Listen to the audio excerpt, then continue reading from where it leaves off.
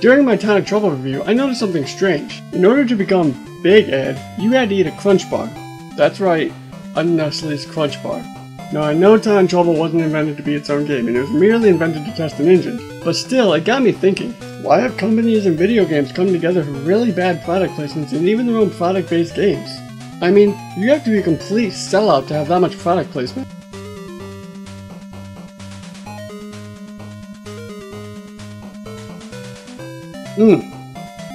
Pepsi next. Real cola taste with 60% less calories.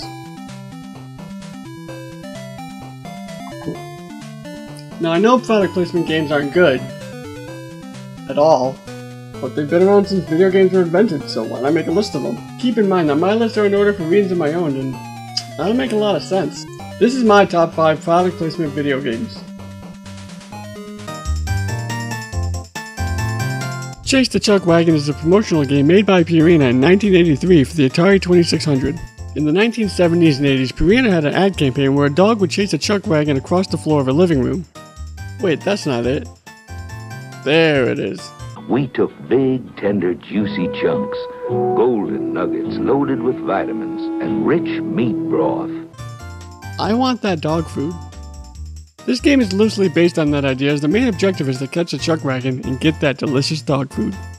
You play as Chucky the dog and you run through mazes while avoiding this dog catcher and this bouncy thing, which is nearly impossible to avoid as you move very slowly. But that's kind of the point. Both of these freeze you and make it harder to reach the wagon as you're being timed. After you beat the level, an assumable dog dish drops down as a reward with bonus points. I'm gonna get it. I'm gonna get off. I didn't get it. You go on to the next level, which is another maze, and the same gameplay mechanics apply throughout. There aren't really any clear-cut signs that this game was made to advertise Purina, besides the fact that you could obtain it by mailing and proof of purchase points, so it's really more of a reward and thank you rather than a retail game to boost sales. This game actually kinda makes sense, it's just kinda tedious and annoying to play, and not very fun. Plus, why would kids want a game about dog food? Dogs don't play Atari, they like GameCubes. And at number 4 we have McDonald's Treasure Land Adventure.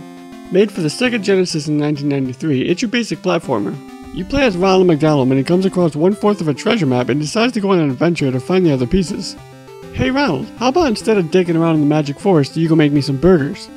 The game keeps it basic with the only attack being sparkles. That's right, sparkles. It takes a few hits to kill an enemy and it only takes a couple to kill you. Advantage? Everyone not using sparkles. You can also jump and throw up a scarf which can pull you up to higher levels or zipline you across the map. You collect magic jewels and gold bars, which you can apparently buy stuff later in the game. Maybe I just suck at this game, but it's not fun. Using sparkles to attack is annoying and enemies attack you from off the screen, so you end up dying out of nowhere. Not to mention this insanely annoying song that plays throughout the first level.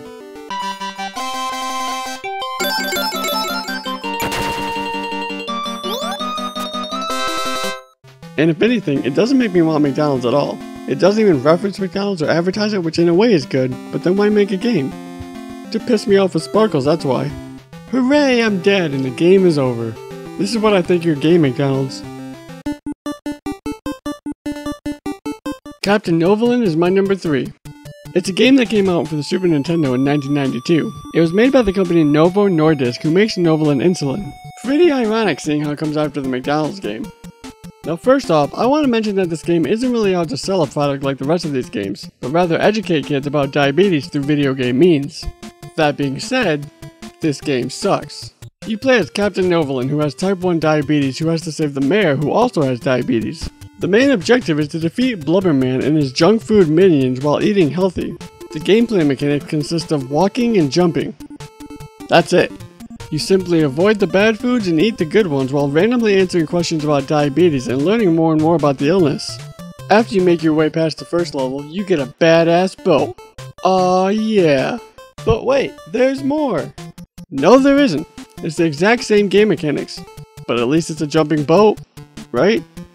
So you know, that's cool. That's the entire game. Fun, huh? I guess I can forgive this game a little bit because it is an educational game, but technically it is out to sell their brand of insulin, but I see more good than evil in this game. It just kinda sucks. Hooray for learning! Chasing Bangkok which makes me hot and thirsty. Let's get a drink. No time. They're here. Hey, you. Oh, yeah? Hey, Koolaid! Oh yeah, here comes Kool-Aid. Here comes Kool-Aid. I'm gonna save the day. That was kind of unrelated. Kind of. It's Koolaid Man for the Atari 2600! Whee! It was a simple marketing game that you could get if you mailed in 125 proof of purchase points, but it was later released in standard retail stores. The main and only objective is to quench all the thirsties before they drink all the water in the pool. Wait, this is a pool? Alright. You have to avoid all the thirsties that aren't doing anything and hit all the ones that are drinking all the pool water. First off, why not give them some Kool-Aid out of your big stupid head? I don't know how your anatomy works, but you seem to have enough. Why wait until they get all desperate and are forced to drink out of the dirty pool for you to finally give them some Kool-Aid? Dick. The only variable in the game is getting a power-up which makes you bigger and invincible for a short amount of time. You beat the level by stopping all the thirsties, but fail if you run out of time or the pool runs out of water. Every level is the exact same structure, only slightly faster each time. I could go on and on about how this game makes pretty much zero sense, but hey, it's a marketing game for the Atari. What do you expect? Here comes Kool-Aid. Here comes Kool-Aid. No! At number 1, we have Pepsi Man. If you don't know who or what Pepsi Man is, well, it's this guy. No backstory for good old Pepsi Man, but what we do have is an intro that makes zero sense to what the game is.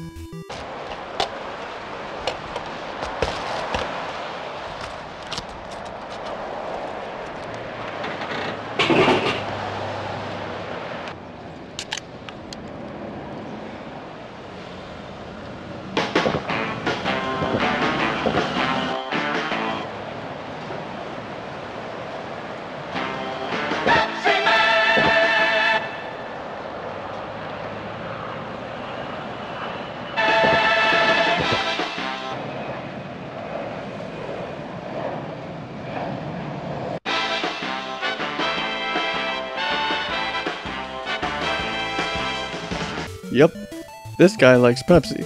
First thought was, so this guy drinks a Pepsi and becomes Pepsi Man? Nope, because when you start the game, he grabs some more Pepsi and some chips and says, Hey, let's start the game. So I guess we know nothing about Pepsi Man, but we push into the game. Right off the bat, we run into this guy. Ah, Pepsi Man, you got here just at the perfect time. I got a call that a vending machine ahead ran out of Pepsi. There are a bunch of people gathered in front of the vending machine.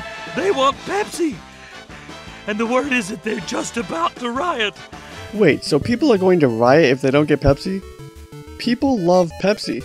Turns out this guy got a flat tire and can't deliver, so what does Pepsi Man do? Pick up the truck and fly it to the people? Nope, he runs.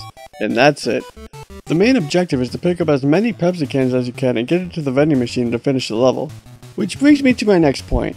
Where are all the rioters? And why did literally no one see the 100 cans just laying in the middle of the road? And what's he do when he gets there? Refill it?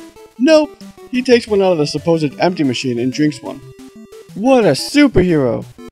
Pepsi Man is an endless runner game like Temple Run or Subway Surfers without the endless, as you actually have to complete levels, not just see how long you can last. There are obvious obstacles to overcome by moving left and right, jumping and sliding. Don't everybody help at once. Just stuck in a trash can. Oh, and this has to be one of the worst delivery companies in the world. That looks expensive. I'm beginning to think that Pepsi Man is just some deranged guy who puts on a full-body leotard and runs around barging through people's houses and yards, while Pepsi drivers feel bad for him and let him collect a few Pepsis to make it seem like he's helping. You go, Pepsi Man!